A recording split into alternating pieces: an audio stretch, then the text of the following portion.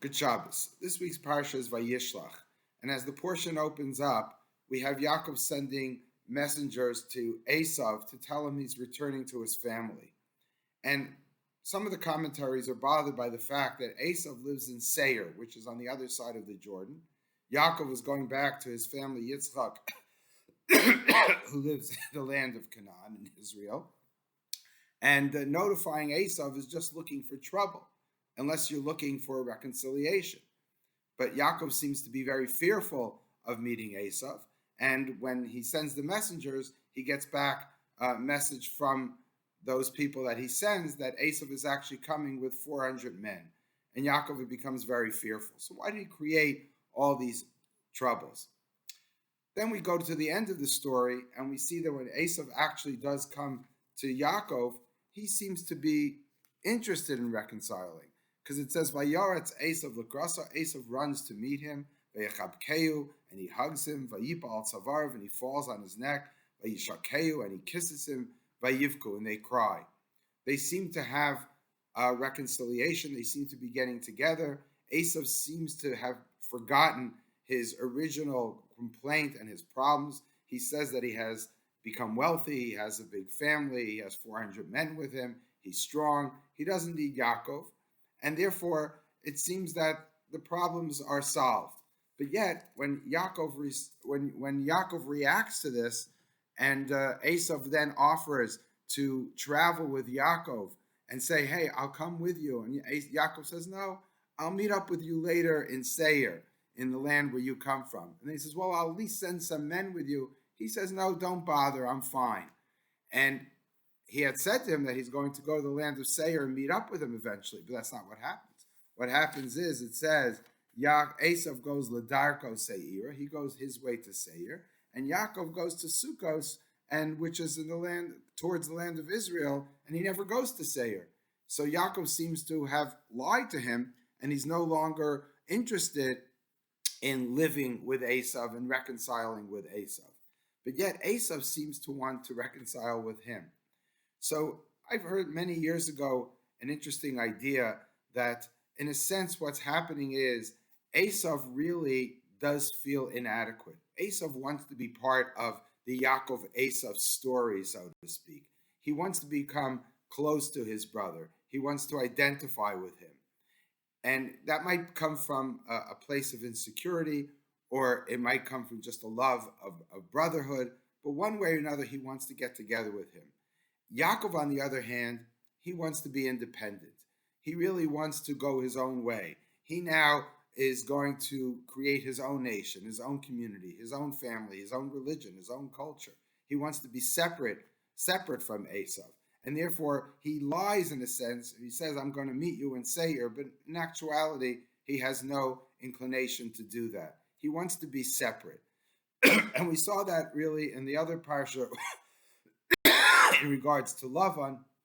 Lavan sets up a monument, and he calls it Yigar Sadusa, which means that this monument, a pile, should be a testimony to our the fact that we're getting together and that we won't hurt each other. But Yaakov calls it Galeed. He uses a Hebrew name, whereas Lavan used an Aramaic name. And what might be symbolically be saying here is that you live your culture, I live mine. You have your gods, and I have mine. You have the God of Avram and Nachor, which he says, which is our common ancestors. But I'm going to go by Pachad Yitzchak, by the fear, by the God of Yitzchak, which is specific to me. Yaakov wants to be separate from Lavan. He wants to be separate from Esau. So now we come back to the original question. So why did he then send messengers to Esau?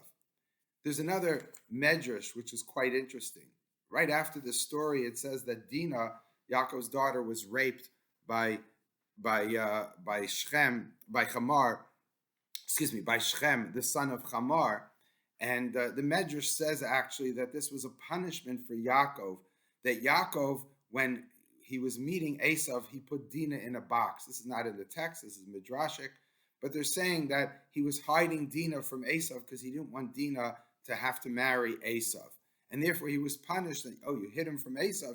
You could have drawn Esau close to yourself, and got him back into the family, and you pushed him away, now you're going to see what happens, and she's going to be attacked by some other person from another tribe. So the Medrash seems to be saying, hey, it's better for Yaakov to have drawn close to Esau. And what I'm going to suggest is maybe that's the tension here. Yaakov, on the one hand, is saying, I want to be close to Esau. I understand that's my family. Maybe I could draw him near. But on the other hand, he's fearful of him, not just for his safety, but for the fact that he wants to create independence. And Yaakov's whole life is really creating independence. He's trying to break away from Esau, and even the facts on the ground are that he has to run away from his family, create his own family. And when he comes back, Yitzchak immediately, as the story goes on, passes away. He becomes totally independent. And maybe that's the tension, and it's the tension we all have. Should we draw close to our neighbors? Should we be the Ar Lagoyim? Should we be the light unto nations? Should we try to influence everybody? Should we try to influence the Esavs of the world, the nations of the world, or should we withdraw into ourselves? Yaakov seems to want to withdraw into himself, but he's toying with that idea. And I think that's something that we all struggle with. And perhaps it depends on where you are in history. In the beginning, we have to withdraw. In the beginning, we have to strengthen ourselves. But after a certain point, when we have a certain amount of confidence, when we believe in ourselves, when we feel we could do what we have to do in this world, then maybe we could then spread out and maybe try to include other people in the message that we have, the message we have about Torah, about God, about the commandments, about our philosophy, our morals. All of those things are things that we really want to spread out, and we want to spread to our ideas to the world at large. But we always have this tension, and we have to know when it's correct to do so, when we withdraw, when we become insular, when we focus on ourselves, and when we try to influence other people. Good Shabbos.